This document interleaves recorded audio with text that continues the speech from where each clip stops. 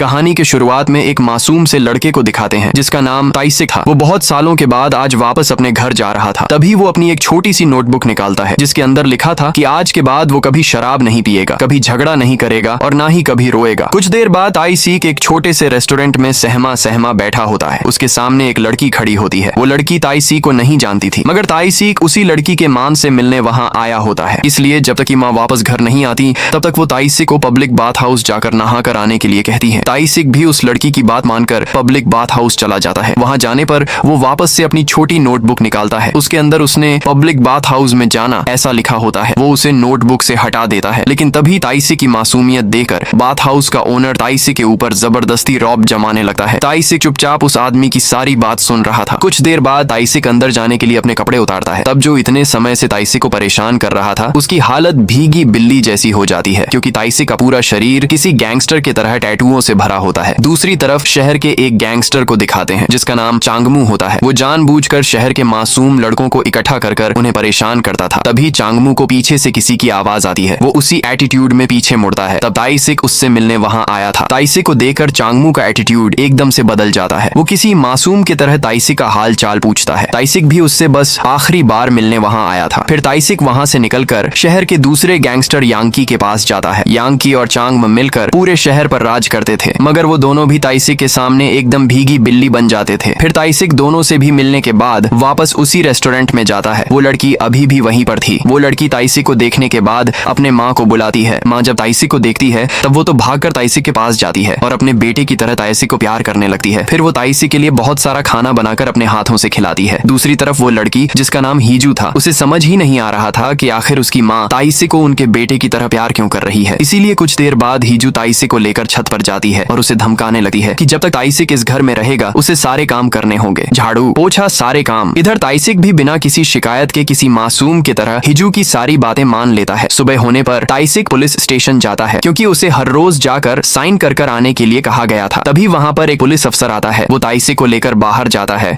और उसे वो शहर छोड़कर जाने के लिए कहता है, क्योंकि शहर के अंदर उसके बहुत सारे दुश्मन बन चुके थे। फिर वो वहां से चला जाता है। दूसरी तरफ ताइसिक, जिन्हें माँ कहकर बुलाता था, वो गुस्से में एक आदमी के पास जाती है जिसका नाम 500 था। 500 ताइसिक के माँ के उस रेस्टोरेंट पर जबरदस्ती काबू करना चाहता था, लेकिन ताइसिक की माँ चाहे कुछ भी हो जाए उस रेस्टोरेंट को नहीं बेचने वाली ऐसी वार्निंग देकर वहां से चली जाती है। इधर ताइसिक एक अस्पताल में जाता है और वो डॉक्टर से उसके शरीर पर बने वो सारे टैटू निकालने के लिए कहता है, मगर डॉक्टर बताते हैं कि इतने सारे टैटू को निकालना बहुत मुश्किल है और उसके लिए बहुत सारे पैसे लगेंगे। लेकिन ताइसिक के पास अभी उतने पैसे नहीं थे। फिर अगले दिन वही अफसर जिसने ताइसिक को शहर छोड़कर जाने के लिए कहा था, वो देखता है कि ताइसिक उसी शहर के एक गराज में काम करने लगा था। वो बात उस गैंगस्टर यांकी तक भी पहुंचती है। उसे भी यकीन नहीं आ रहा था कि ताइसिक अस्पताल जाकर अपने टैटू निकलवाना चाहता था और वो एक गराज में भी काम करने लगा है। जो अफसर ताइसिक को उस गराज में काम करते हुए देखने आया था, वो उसके साथी को एक कहानी सुनाता है। दरअसल आज से 10 साल पहले ताइसिक पूरे शहर पर राज करने वाला एक खूंखार गैंगस्टर था और चांगमू और यांकी जो आज पूरे शहर पर अपनी हुकूमत चलाते हैं, वो उस वक्त ताइसिक के आगे पीछे घूमते थे। एक दिन कुछ गैंगस्टर ताइसिक को अकेला देकर उसे मारने के लिए आए, मगर ताइसिक ने जब उन्हें पीटना शुरू किया तब एक भी उसके सामने टिक नहीं पाया। उसने एक एक कर सबको धूल चटा दी। लेकिन उस हादसे के बाद इतने लोगों को जान से मारने की वजह से ताइसिक को 10 साल के लिए जेल के अंदर जाना पड़ा। ताइसिक के जाने के बाद सबको लगा था कि चांगमू या फिर यांकी, इन दोनों में से कोई एक शहर पर राज करेगा, मगर उनके बजाय 500 जो ताइसिक के माँ के रेस्टोरेंट पर कब्जा करना चाहता था, उसने शहर को काबू कर लिया। इसलिए उस पुलिस अफसर को भी ताइसिक को गराज में देकर यकीन ही नहीं आ रहा था। वो जाकर उसी गराज के मालिक से मिलता है। तब वो मालिक भी ताइसिक की और उसके काम की तारीफ करने लगा है। वो बताता है कि ताइसिक अब पहले से बहुत बदल चुका है, यानी ताइसिक सच में एक मासूम की तरह वहां काम कर रहा था। कुछ देर बाद हीजू जब अपने क्लास से बाहर आती है तब वो देखती है कि ताइसिक कॉलेज एडमिशन सेंटर के पास खड़ा है। वो तुरंत उसके पास जाकर उसके वहां आने की वजह पूछती है। दरअसल ताइसिक वहां पर एडमिशन लेने के लिए आया था, जिसे सुनकर हीजू उसके ऊपर हंसने लग जाती है। फिर वो दोनों साथ में वापस घर आने लगते हैं। बीच रास्ते में हीजू एक इलेक्ट्रॉनिक दुकान के सामने जाकर खड़ी हो जाती है, क्योंकि वो पिछले कई दिनों से एक स्मार्टफोन खरीदना चाहती थी, मगर उसके पास उसके लिए उतने पैसे ही नहीं थे। ताइसिक उसे स्मार्टफोन के बारे में पूछता है। क्योंकि ताइसिक 10 सालों से जेल के अंदर था, इसलिए उसे स्मार्टफोन के बारे में कुछ भी पता नहीं था। मगर हिजू जब उसे स्मार्टफोन के कुछ फीचर्स के बारे में बताती है, जिसके वजह से ताइसिक को लगता है कि हिजू उसका मजाक उड़ा रही है, क्योंकि उसे उस बारे में इतना पता नहीं था। फिर वो दोनों सड़क किनारे रुककर एक स्टॉल के पास कुछ खाने लगते हैं, लेकिन हिजू के क्लास का एक लड़का उसे ताइसिक के साथ देख लेता है। वो लड़का बहुत समय से हिजू के पीछे पड़ा हुआ था और ताइसिक को हिजू के साथ देखकर वो तुरंत जाकर ताइसिक को लात मारकर उसे हिजू से दूर दूर करता है। फिर वो ताइसी को एक सुनसान जगह पर ले जाकर बुरी तरह से पीटने लगता है। हिजू उस लड़के को रोकने की कोशिश करती है, मगर उसे भी कुछ लड़कियां पकड़ कर रखे होते हैं। उस लड़के को लग रहा था कि ताइसिक उसके होते हुए हिजू को पटाने की कोशिश कर रहा है, इसलिए वो अपने बाकी दोस्तों को मिलकर ताइसिक को पीटने के लिए कहता है। वो लोग भी ताइसिक को बुरी तरह से पीटने लगते हैं, मगर तभी ताइसिक का शर्ट फट जाता है और वो लोग उसके शरीर पर बने उन टैटू को देख लेते हैं, जिसके बाद वो सभी तुरंत पीछे हट जाते हैं, क्योंकि इतने सारे टैटू तो किसी खतरनाक गैंगस्टर के ही हो सकते थे। इतना मार खाने के बाद भी ताइसिक बिना कुछ करे हिजू को लेकर चुपचाप घर आ जाता है। घर आने पर हिजू ताइसिक को जख्मों पर लगाने के लिए कुछ दवाई लाकर देती है और आज जो कुछ भी हुआ उसे माँ को बताने से मना करती है, क्योंकि वो नहीं चाहती थी कि माँ बिना वजह से परेशान हो। दूसरी तरफ 500 और यांकी 500 के काउंसिल इलेक्शन जीतने के खुशी में पार्टी कर रहे होते हैं। उसी वक्त चांगमू भी वहाँ पर आता है। 500 यांकी और चांगमू को ऑरेकल क्लब के बारे में बताता है, जो पूरे शहर का सबसे बड़ा क्लब होने वाला था, मगर उसके लिए एक बहुत बड़ी दिक्कत थी, जो थी सनफ्लावर रेस्टोरेंट, जो कि ताइसी के ही माँ का रेस्टोरेंट था। वो उन दोनों से उस रेस्टोरेंट को खाली कराने के लिए कहता है, जिसे सुनकर चांगमू तुरंत तैयार हो जाता है, क्योंकि वो नहीं जानता था कि ताइसिक उस रेस्टोरेंट को चलाने वाली औरत को अपनी माँ मानता है। लेकिन यांकी को वो बात पता थी, इसलिए वो चुपचाप बैठकर चांगमू को वहां जाने दे देता है। अगले दिन चांगमू बिना किसी देरी के अपने सभी गुंडे लेकर सनफ्लावर रेस्टोरेंट जाता है और खुद बाहर रुकर बाकी लोगों को अंदर जाकर रेस्टोरेंट खाली करवाकर आने के लिए कहता है, मगर वो नहीं जानता था कि ताइसिक अंदर ही बैठा हुआ है। वो जब ताइसिक को देखता है तब तुरंत अपने लोगों को रुकने के लिए कहता है। ताइसिक चांगमू को वहां देकर तुरंत उसका गला पकड़ लेता है, मगर तभी ताइसिक की माँ पीछे से चिल्लाकर ताइसिक को पीछे हटने के लिए कहती है। ताइसिक माँ की बात सुनकर तुरंत पीछे हट जाता है और चांगमू भी ताइसिक से डरकर तुरंत अपने लोगों को लेकर वहां से चला जाता है। उनके जाने के बाद ताइसिक माँ से उन गुंडों की वहां आने की वजह पूछता है, मगर माँ 500 के बारे में ताइसिक को कुछ भी नहीं बताती। वहां से जाने के बाद चांगमू सीधा यांकी के पास जाता है, क्योंकि यांकी को ताइसिक के बारे में पता होने के बावजूद भी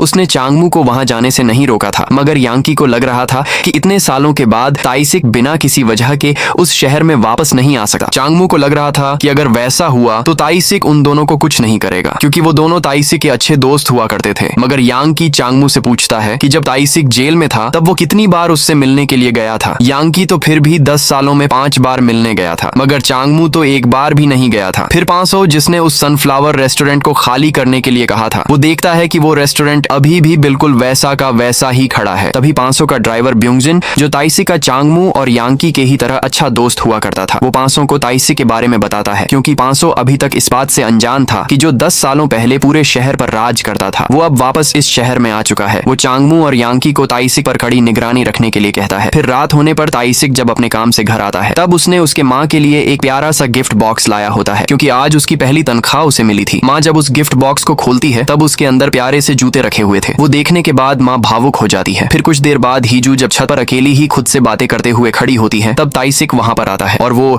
हिजू के लिए भी एक गिफ्ट लाया था। ये वही स्मार्टफोन था जिसे हिजू बहुत दिनों से लेना चाहती थी। फिर ताइसिक उसके उस नोटबुक से माँ और हिजू के लिए गिफ्ट लेना कर लिखे हुए को भी हटा देता है। सुबह होने पर जब हिजू उसी स्मार्टफोन से ताइसिक को रिकॉर्ड कर रही थी तभी उसकी नजर ताइसिक के जेब में रखे उस नोटबुक पर पड़ती है। वो उसे लेकर देखने लगती है, जिस पर ताइसिक कभी ड्रिंक नहीं करेगा, कभी रोएगा नहीं, इस तरह की चीजें लिखी हुई देख हिजू ताइसिक पर हंसने लग जाती है। मगर वो उस नोटबुक से एक और लिखे हुए को हटा देती है, जो था फैमिली के साथ पिकनिक पर जाना। अगले दिन वो तीनों भी नेचर को एंजॉय करने के लिए एक शांत से जगह पर जाकर पिकनिक करते हैं। फिर रात होने पर 500 का वही ड्राइवर ब्यूंगजिन सनफ्लावर रेस्टोरेंट के बाहर ताइसिक का इंतजार कर रहा होता है। ताइसिक जब बाहर आकर ब्यूंगजिन को देखता है तब वो तुरंत उसे पहचान लेता है। दरअसल ब्यूंगजिन चांगमू और यांकी की तरह नहीं था। वो वहां पर ताइसिक को सारी हकीकत बताने आया था कि 500 जबरदस्ती सनफ्लावर रेस्टोरेंट हटाना चाहता है, और यही बात ताइसिक की माँ उससे छुपा रही थी, क्योंकि वो नहीं चाहती थी कि ताइसिक वापस से किसी भी तरह की लड़ाई झगड़ा करे। अगली सुबह जब ताइसिक अपने काम पर गया होता है तब उस बात का फायदा उठाकर चांगमू सनफ्लावर रेस्टोरेंट में जाता है और ताइसिक के माँ को सनफ्लावर रेस्टोरेंट को खाली करने की धमकी देने लगता है। लेकिन जब ताइसिक की माँ बिना डरे चांगमू को मना करती है तब चांगमू के गुंडे सनफ्लावर रेस्टोरेंट में तोड़फोड़ करने लगते हैं। उसी वक्त हिजू भी स्कूल से आती है और चांगमू को देखकर भागकर ताइसिक के पास जाती है। लेकिन जब तक ताइसिक वहां आता है चांगमू रेस्टोरेंट की सारी चीजें तोड़कर अपने गुंडों को लेकर वहां से जा चुका था। अब ना चाहते हुए भी माँ को ताइसिक को 500 के बारे में बताना पड़ता है। वो सुनने के बाद अगली सुबह ताइसिक 500 के पास चला जाता है। वो 500 से कहता है कि उसने आज से 10 साल पहले किसी से वादा किया था कि वो आज के बाद कभी लड़ाई नहीं करेगा, और उसे उम्मीद है कि 500 भी ताइसिक की उसके उस वादे पर बने रहने के लिए मदद करेगा। यानी ताइसिक सीधी भाषा में 500 को धमकी दे रहा था। ताइसिक के वहां जाते ही 500 एक प्लान बनाता है, क्योंकि ताइसिक से हर कोई डरता था, इसलिए अब वो ताइसिक को वापस से फंसाकर जेल भेजने वाला था। उसके लिए जब ताइसिक गराज में काम कर रहा था तब 500 कुछ गुंडों को ताइसिक के गैराज पर भेजता है और उन्हें ताइसिक से लड़ाई करने के लिए कहता है। दूसरी तरफ उसने पुलिस अफसर को भी सारी खबर दी होती है कि अगर ताइसिक उन गुंडों के साथ लड़ाई करने लगे तो तुरंत उसे गिरफ्तार कर जेल के अंदर डाल देना। प्लान के मुताबिक वो गुंडे गैराज पर जाते हैं और ताइसिक को पीटने लगते हैं। दूर पुलिस की गाड़ी भी ताइसिक को देखते हुए खड़ी होती है, मगर ताइसिक बिना कुछ करे चुपचाप उन गुंडों से मार खा लेता है। 500 का ताइसिक को फंसाकर जेल भेजने का प्लान भी फेल हो जाता है। फिर रात होने पर वही लड़का जो हीजू के पीछे पड़ा था वो सनफ्लावर रेस्टोरेंट में आता है। रेस्टोरेंट में ताइसिक भी होता है। वो लड़का एक खास वजह से वहाँ आया था। उसे एक ऐसी बात पता चली थी जो सिर्फ ताइसिक और वो जिसे माँ कहकर बुलाता था उन्हें पता थी। दरअसल ताइसिक असल में उस सनफ्लावर वाली औरत का बेटा नहीं था, बल्कि ताइसिक असल में उस सनफ्लावर वाली औरत के बेटे का कातिल था। आज से 10 साल पहले ताइसिक उसी औरत के बेटे को जान से मारने की वजह से 10 सालों के लिए जेल के अंदर चला गया था। जब वो लड़का ये सारी बातें कर ही रहा था कि तभी वहाँ पर हिजू आ जाती है। उस लड़के के मुंह से वो सारी बातें सुनकर